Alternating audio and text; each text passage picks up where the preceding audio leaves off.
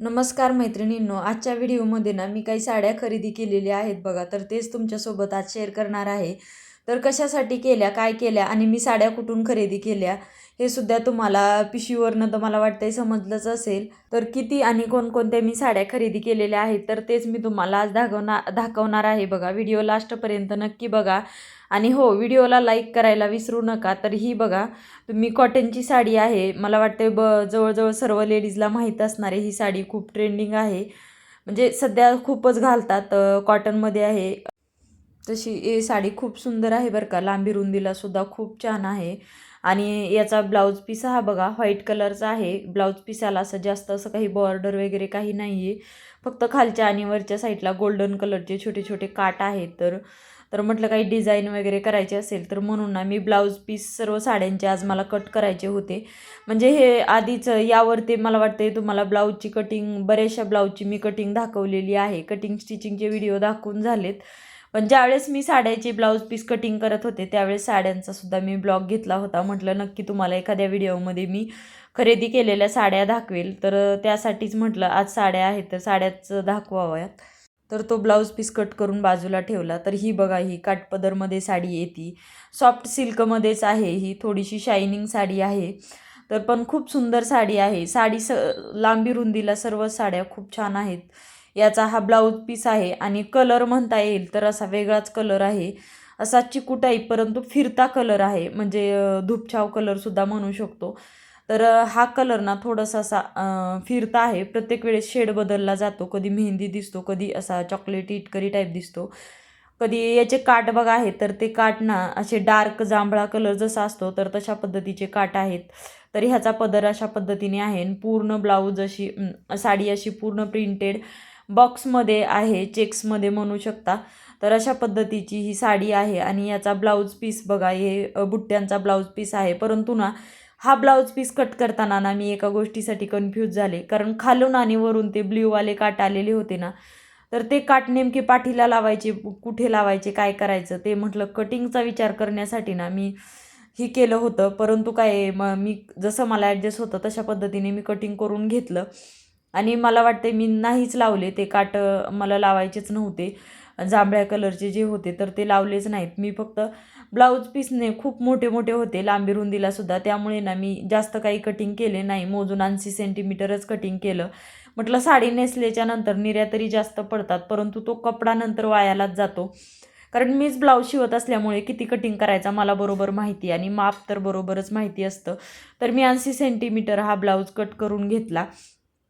आणि बघा, ही साडीची घडी वगैरे घालून व्यवस्थित ठेवून दिली. तर दुसरी साडी आहे. तर ही साडी पण खूप सुंदर साडी आहे.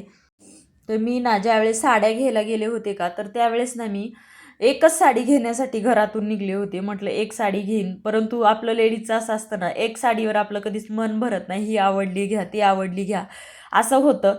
तर ना मी म्हटलं होतं की मी माझ्यासाठी एकच साडी घेऊन येईन. आणि ती जी कॉटनची पहिली दाखवलेली होती का, ती सुद्धा मला घ्यायची होती. खूप दिवसापासून इच्छा होती म्हणून मी ती घेतली. ती घेणार होते. घेईल नाही घेईल ती कशी दुकानात भेटते साडी त्यावर मी डिपेंड ती साडी घेणार होते.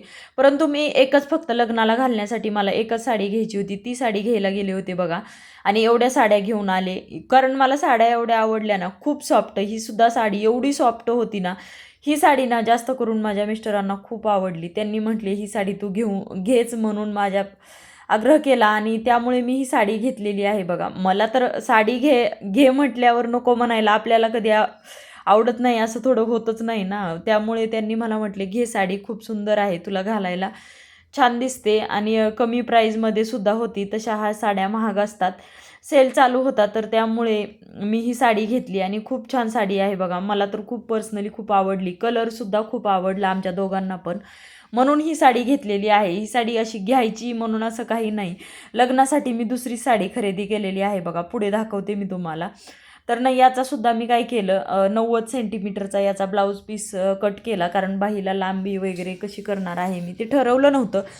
साड्यांचे ब्लाऊज कसे शिवणार होते ते कटिंग करताना काहीच ठरवलेलं नव्हतं. त्यामुळं आणि साड्यांचं सर्व कसं होतं, ब्लाऊज आणि साडी सेमच होते, जवळ कॉन्ट्रास्टमध्ये कुठलंच नव्हतं मला वाटते, एकच झालं तर ते व्हाईट कलरचं.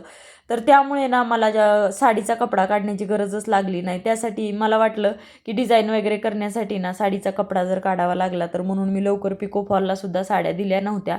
कारण मी पिको फॉल करत नाही, मी पिको फॉल बाहेर देत असते, माझ्याकडे पिको फॉलची मशीन नाही आहे. तर ना यासुद्धा साडीचा असाच मी ब्लाऊज पीस कट करून घेतला बघा. साडीला व्यवस्थित घडी करून साडी ही मी बाजूला ठेवून घेतलेली. याच्या पदराच्या साईडला पण खूप असे दोरे वगैरे आलेले होते. म्हटलं एकदा एक लेवलमध्ये व्यवस्थित म्हणलं एक लेवलमध्ये आपण याला कटिंग करून घ्यावं. कारण काय होतं ना, नंतर पिकोला दिल्यावर बी कधी पिकोला दिल्याच्या नंतर ना त्या कधी सरळ करतात कटिंग, परंतु ते जसं आपण कटिंग केलेलं आहे त्यावरती सरळ पिको करून टाकतात. त्यामुळं काय होतं, खालीवरी होतो. तर त्यासाठी म्हटलं आधी व्यवस्थित एक लेवलमध्ये पदर आपण आपल्याच हाताने कटिंग करावा. आणि ही साडी फायनली मी लग्नासाठी घेतलेली आहे बघा. गावाकडे लग्न आहे, अगदी घरातलंच लग्न आहे, तर त्याच लग्नासाठी मी ही साडी घेतलेली आहे.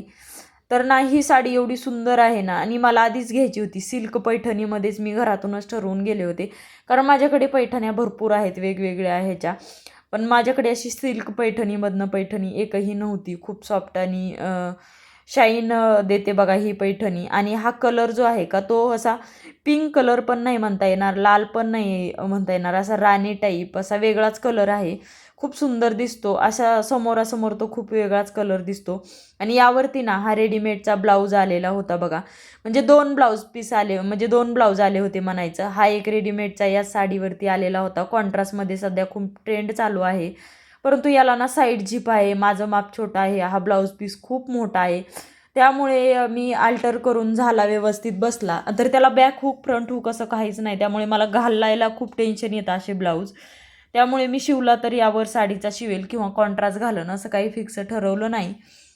आणि ना एक ब्लाऊज पीस या साडीला सुद्धा होता, बघू शकता पूर्ण बुट्टी आहे या साडीला. खूप सुंदर अशी साडी आहे. तर या साडीची ना प्राईज मला वाटते जवळजवळ 5,000 रुपये साडीची प्राईज होती. परंतु मला वाटते ऑफर चालू होती आणि त्यांनी ऑफरमध्ये ही साडी 2700 रुपयाला ठेवलेली होती. तर मग मी ती साडी घेतली. आणि या साडीचा ना ब्लाऊज पीस अशा पद्धतीने आहे बघा. फक्त खालच्या बाहीच्या साईडला काट आहे, जसा साडीचा कलर आहे तसाच ब्लाऊज पीस पण आहे. फक्त थोडे छोट्या बुट्ट्या आहेत ब्लाऊज पीसाला. आणि हा टोटल 1 मीटर मी ब्लाऊज पीस कट करून घेतला, कारण साडी लांबी रुंदीला खूप मोठी आहे. ब्लाऊज पीस कट करून व्यवस्थित कट करून घेतला. तर मी साड्या कुठून घेतल्या तर ना, मी जय हिंद मिल आहे बघा, पुण्यामध्ये ज्या मैत्रिणी राहतात त्यांना सर्वांना जय हिंद मिल तर माहीतच असेल. तर त्या जय हिंद मिलमधनं मी ह्या साड्या घेतलेल्या आहेत. पहिल्यांदाच मी जय हिंद मिलमधनं खरेदी केलेली आहे. तर याच्या आधी मी अशाच दुसरीकडनं साड्या घेत असते, परंतु पहिल्यांदा इथनं साड्या घेतल्या. आणि बघा हे अशा मी एक साडी घ्यायला गेले आणि 4 साड्या घेऊन आले. असंच आपलं लेडीजचं होतं. तर तुम्हाला यातली कुठली साडी आवडली मला नक्की कमेंट करून सांगा. व्हिडिओला लाईक करा, शेअर करा आणि सबस्क्राईब करा. चलो बाय.